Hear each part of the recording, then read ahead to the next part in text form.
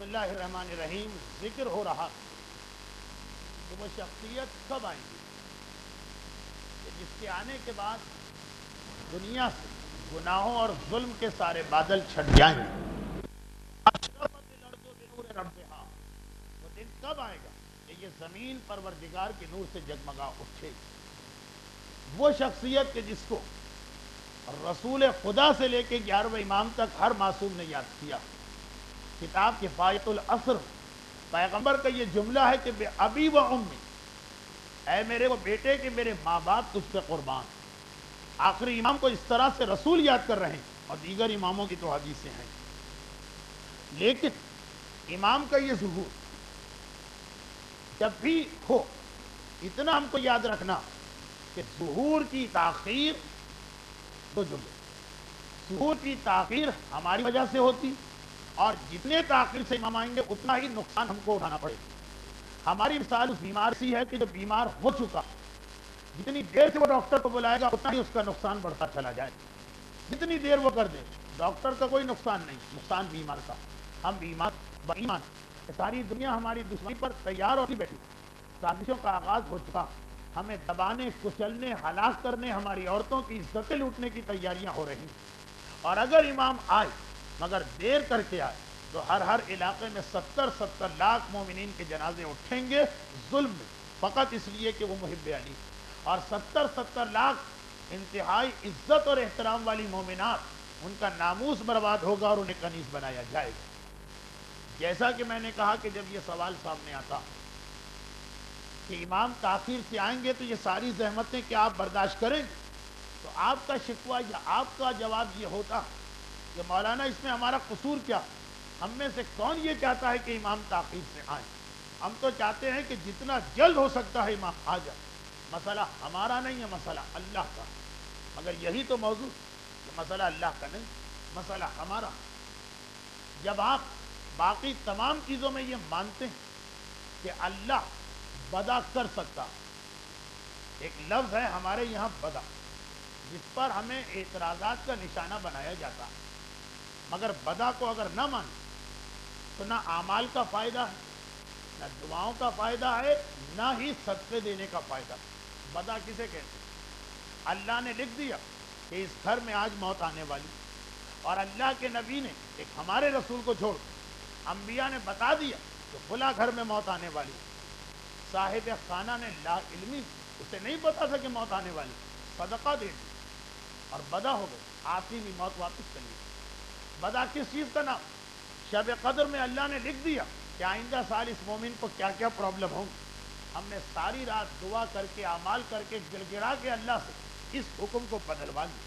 بدا، اللہ اپنے لکھے ہوئے کو بدل دیتا. اگرچہ یہ اعتراض کہ اہل تشیع بدا کا مطلب یہ نکالتے ہیں کہ اللہ پہلے جاہل تھا، پھر اس کو پتا چلا کہ یہ گڑبڑ ہو رہی ہے اس لیے اس نے حکم بدلا. اب ایک الگ موضوع ہے، لیکن یہ ہم پر اعتراض. تاریخ تشیع کے ایک اہم ترین فلسفی مجتہد میر باقر داماد نے ایک جملے میں اس کا جواب دیا کہ بدا عالم تکوین میں وہی حیثیت رکھتی ہے جو نص عالم تشریح میں حیثیت رکھتا. جس طرح تمام عالم اسلام کا اتفاق کہ فقہی احکامات قرآن کی آیتوں میں نصب ہوا، یعنی پہلے ایک آیت آئی، کچھ عرصے کے بعد اللہ نے اس کو کینسل کر دی. اور کچھ مانو نہ مانو، بیت المقدس کو قبلہ اول تسلیم کرنے والے یہ مانتے ہیں کہ پہلے اللہ نے کہا ادھر رخ کر کے نماز پڑھو، پھر کہا ادھر رخ کر کے نماز پڑھو. جس طرح سے فقہی احکامات میں نسخ ہے، اسی طرح تکوینی احکامات میں جو نسخ ہے اس کا نام بدا، یعنی اللہ نے پہلے کہا اسے صحت ملے پھر اس کو بدل دیا. اب اعتراض یہ ہوتا ہے کہ اللہ نے کیوں بدلا؟ کیا اللہ کو پہلے سے نہیں معلوم تھا کہ اسے صحت دینا ہے یا بیمار رکھنا؟ تو وہی جواب کہ اللہ نے بیت المقدس کو قبلہ رکھ کے کعبے کو کیوں قبلہ بنا دیا؟ کیا پہلے سے نہیں معلوم تھا کہ آخر میں پیشانیاں کعبے کی طرف جھکنا؟ جو احکامات شریعت میں نسخ ہے وہ احکامات تکوینی احکامات، یعنی صحت، بیماری، اولاد، عدم اولاد، رزق، غربت، موت، زندگی، ان چیزوں میں جو نسخ ہوتا ہے اس کا نام بدا. تو جس طرح سے ہم اعمال شب قدر کیوں کرتے ہیں کہ اے پروردگار جو تو نے اپنی تقدیر میں لکھا، ہمارے لیے لکھ دیا ہے تقدیر، اس کو بدل. ہم صدقہ کیوں دیتے ہیں کہ اے خدا جو تو نے مصیبتیں ہماری تقدیر میں لکھ دی، صدقے کی برکت سے اسے روک. ہم دعا کیوں مانگتے ہیں اے خدا جو تو نے ہمارے مقدر میں لکھ دیا دعا کی برکت سے اس کو بدل دے۔ اگر عقیدہ ہو کہ جو لکھا ہے وہ لکھا رہے تو دعا مانگنا بیکار، اس لیے کہ اگر پہلے سے اللہ نے اچھا لکھا ہے تو بھی دعا بیکار، اور برا لکھا ہے وہ بدلا نہیں جا سکتا تب بھی دعا بیکار۔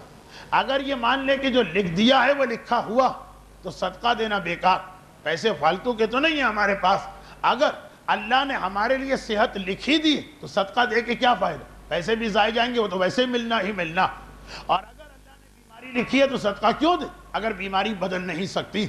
تو یہ جو عقیدہ، قرآن کی وہ آیت جو آپ شب قدر کی دعاؤں میں پڑھیں گے، یمحو اللہ ما یشاء ویثبت، اللہ لکھ چکا، لکھنے کے بعد جسے چاہے مٹا دے جسے چاہے باقی رکھے، یہ آپ پڑھیں گے ابھی شب قدر میں۔ یہی اصول جو ہے یہ ظہور امام کے بارے میں بھی چلتا ہے، یعنی اگر ہم مان بھی لیں کہ امام کا ظہور اللہ نے خاص تاریخ میں رکھا کہ فلاں تاریخ کو یہ ظہور ہوگا، اس لیے آپ کہیں کہ ہمارے لیے ہمارا تو بیکار ہے اس مسئلے میں دخل دینا، تو اللہ طے کر چکا، اب ہمیں مصیبتیں ہوں، مظالم ہوں، پرابلم ہوں، پریشانیاں، امام تو اسی تاریخ پر آئیں، یہ غلط۔ جس اصول کی مدد سے آپ دعا، صدقہ اور اعمال کرتے کہ اللہ کے لکھے ہوئے کو بدلوائیں، وہی اصول ظہور امام میں بھی چلے گا۔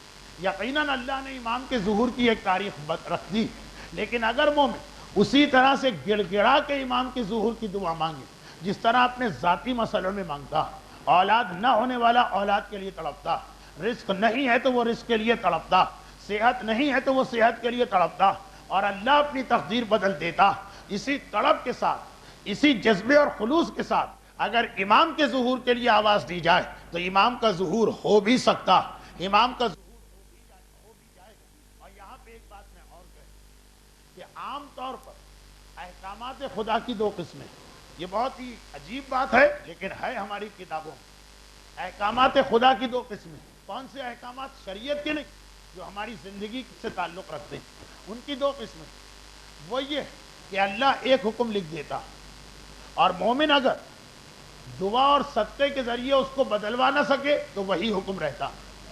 لیکن بعض چیزیں ایسی ہیں جس میں احکامات کی تین قسمیں، اللہ ایک چیز لکھ دیتا، مومن نے نیکی کی وہ حکم بدل جاتا، برائی کی تب بھی وہ حکم بدل جاتا۔ باقی احکامات کی دو قسمیں، مومن نے اگر بدلوا لیا، دعا کر کے بدل گیا، مثلا بیماری، اللہ نے لکھا کہ یہ آدمی 10 سال بیمار رہے گا، اب ہم نے دعا کر کے بیماری ختم کروا دی، یا دعا نہیں کی تو 10 سال بیماری رہی، مگر رشتہ دار کا حق، استاد کا احترام، والدین کی عزت، اس میں دو نہیں تین چیزیں، اللہ نے لکھا کہ اس آدمی کی عمر 50 سال ہے، لیکن اگر عام لوگوں سے زیادہ اپنے والدین و استاد اور رشتہ داروں کا حق ادا کرے تو 50 سال کے بدلے یہ 70 سال تک زندہ رہے گا، اور اگر ان کی نافرمانی کرے تو 50 کے بدلے 30 میں مر جائے گی۔ اب صرف دو چیزیں نہیں کہ اللہ نے 50 لکھا تو گناہ سے 30 میں موت آئے گی، نہیں، ایک حکم دیا، کہا کہ اس کو بڑھا بھی سکتے ہیں، اس کو گھٹا بھی سکتے ہیں۔ ظہور امام کا مسئلہ بھی یہی، اللہ نے ایک تاریخ لکھی کہ اس تاریخ کو میں اس امام کو ظاہر کروں، مومن اگر تڑپ تڑپ کے دعا مانگے تو امام اس سے پہلے آ سکتے ہیں، مومن اگر ایسے کفران نعمت کرے تو اللہ اس تاریخ کو بھی بدل دیتا ہے اور ڈیلے کر دیتا، اور اس کے لیے آپ آیت اللہ ہے نہیں، شیخ عباس قمی کی منتہی الاعمال اور رہبر انقلاب آغا خامنائی نے جو سیاست ائمہ پہ ایک کتاب لکھی ہے چوتھے امام کیا، اس میں روایتیں جمع کی کہ اللہ نے ظہور امام کی ایک تاریخ مقرر بھی کر دی تھی، یہ ہو بھی چکا ہے کہ اس تاریخ کو میرے آخری حجت کو ظاہر ہونا، مگر زمانے والوں نے قدر نہ کی نعمت امامت کی، اللہ نے کہا 100 سال بعد ظہور ہوگا، 4 یا 5 دفعہ ظہور کی تاریخ بدلی گئی، چونکہ اکثر مومنین کے لیے یہ ایک نئی روایت ہوتی۔ آیت اللہ خامنائی نے چوتھے امام کی سیاسی زندگی پر جو کتابچہ لکھا، بلکہ ایک تقریر کی تھی جسے کتابچے کی صورت دے کے اردو میں شائع کیا جا چکا، توحید رسالے میں بھی اس کی کئی قسطیں آئیں، وہاں پورا ایک چیپٹر ملے گا ظہور کی تاریخ ہے، ہمیں پتہ ہی نہیں، ہم تو سمجھ رہے ہیں کہ ظہور کا مسئلہ اب تک طے ہی نہیں ہوا، جب اللہ چاہے گا طے ہوگا۔ متعدد روایتیں ہمارے پاس ہیں کہ ظہور کی تاریخ طے کر دی تھی اللہ نے، اس تاریخ کو مجھے ظاہر کرنا ہے اس امام، مگر اتنی غفلت و لاپرواہی برتی صاحبان ایمان کہ اللہ نے کہا یہ اس قابل نہیں ہے کہ ابھی ان کو یہ نعمتیں دی جائیں، 500 سال تاریخ کو آگے بڑھا دیا، یہ ہو چکا، تاریخ مقرر ہو کے بڑھ چکی، اور اسی اصول کے تحت اب جو اللہ نے تاریخ مقرر کی، اگر ہم جتنا اس زمانے کے لوگوں نے کفران نعمت کر کے امام کے آتے ہوئے ظہور کو رکوا دیا تھا، اتنا ہی ہم شکران نعمت کر کے ابھی نہ آنے والے امام کو بھی بلا سکتے ہیں۔ یہ ایک بہت ہی اہم اصول نظر آتا ہے ہمیں ظہور امام کے بارے میں۔ اور اب جب بات یہاں پہ پہنچی کہ کیا یہ ممکن ہے، وہ روایتیں تو اپنی جگہ کہ جن مومنین نے غفلت برتی تو امام آ رہے تھے، رک گیا نا۔ مومنین اگر توجہ دیں تو خدا کا حکم ہے کہ ابھی امام کو نہیں آنا ہے، امام آ جائیں گے۔ اب اس کے بارے میں کوئی دلیل ہے؟ پہلے نظریے کے لیے تو دلیلیں، دوسرے نظریے کے کہ تاریخ سے پہلے امام آ جائیں، تاریخ ڈیلے ہو گئی، حدیثیں۔ اور جیسا کہ میں نے کہا یہ منتہی الاعمال میں بھی ہے، جس کا ترجمہ شیخ عباس قمی کی کتاب کا ترجمہ چھپ چکا ہے اردو میں، اس میں بھی پڑھ سکتے ہیں۔ لیکن ڈیلے والی حدیث تو ہے، جلدی بھی آ سکتے ہیں، جی ہاں، اور یہ بھی حدیث سے بات ہو رہی ہے۔ اور اتنا جلدی کہ بعض روایتوں میں یہ لکھا ہے کہ خدا اپنی آخری حجت کو ان نشانیوں کے بعد بھیجے گا۔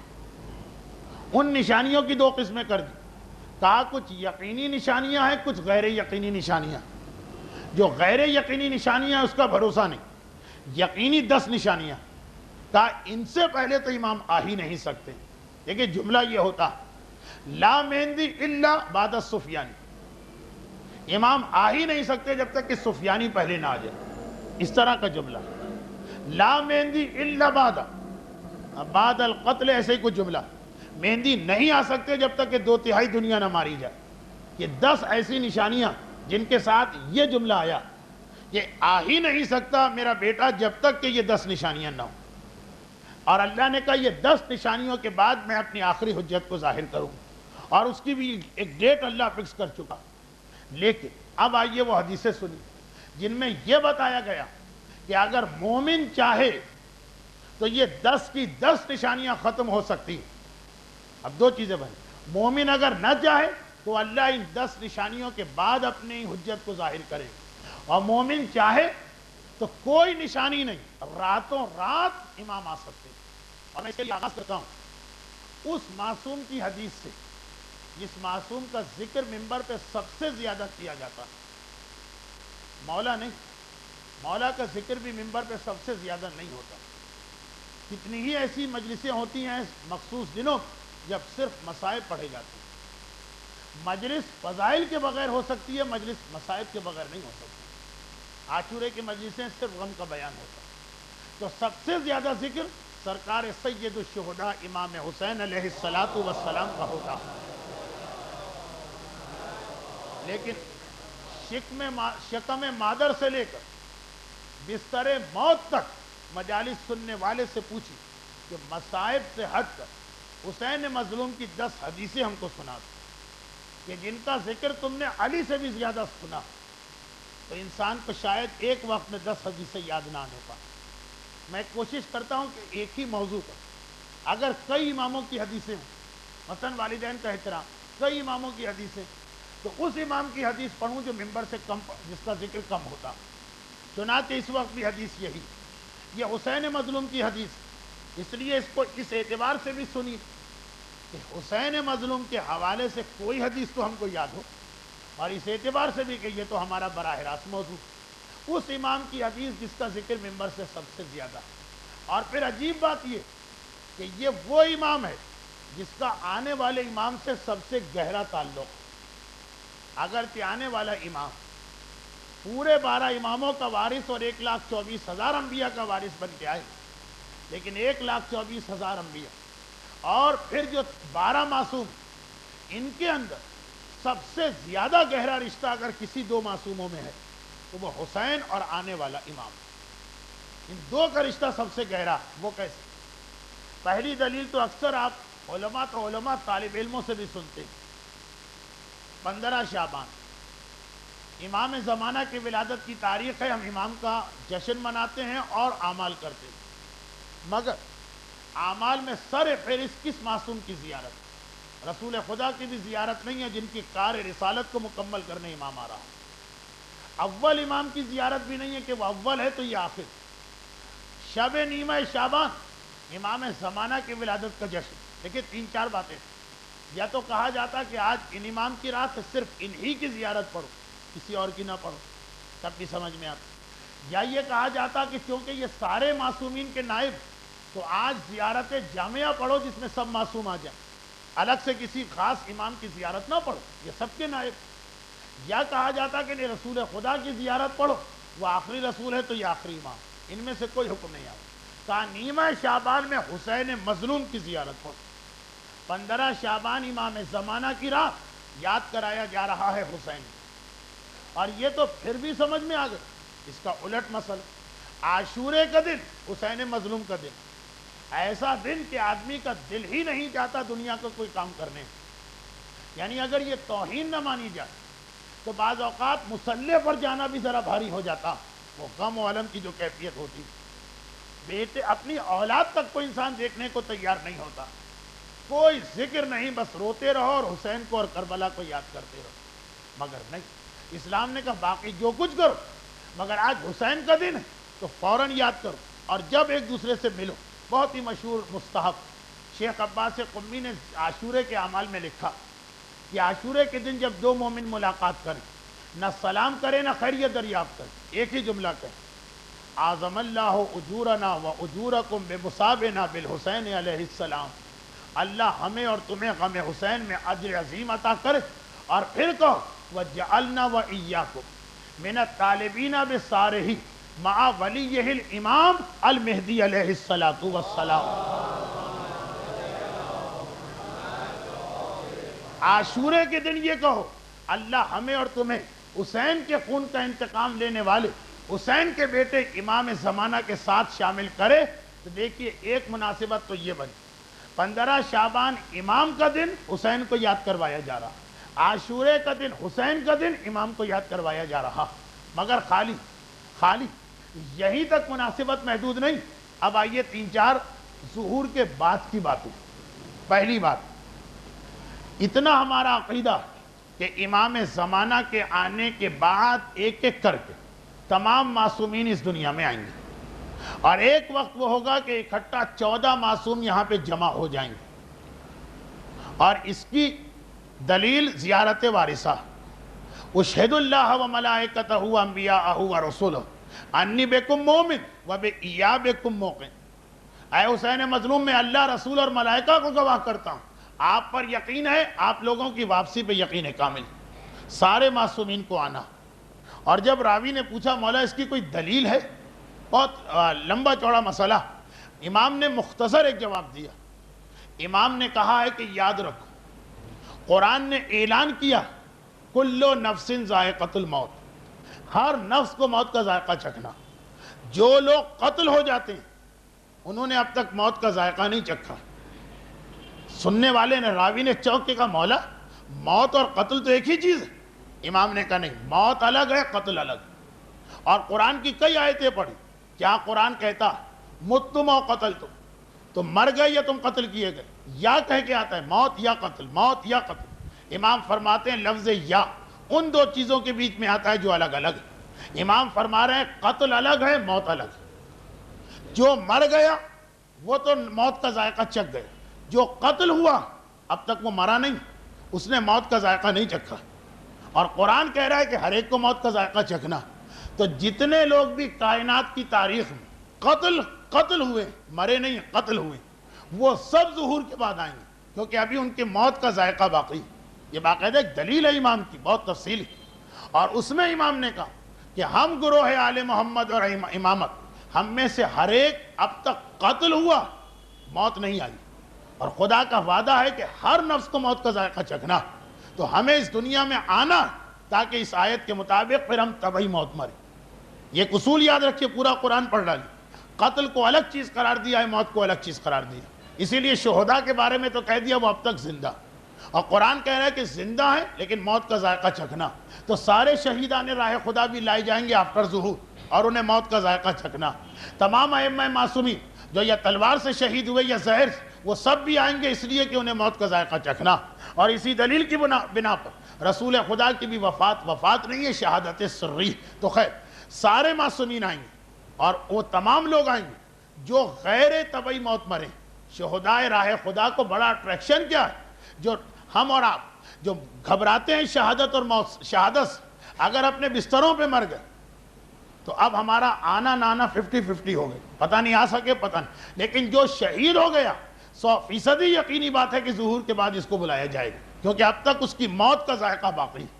اچھا، اب سارے معصومین آئیں گے، سوال یہ پیدا ہوتا ہے یہ جو امام زمانہ کو چھوڑ کر 13 معصوم، یہ کس ترتیب سے آئیں گے، کس طرح آئیں گے؟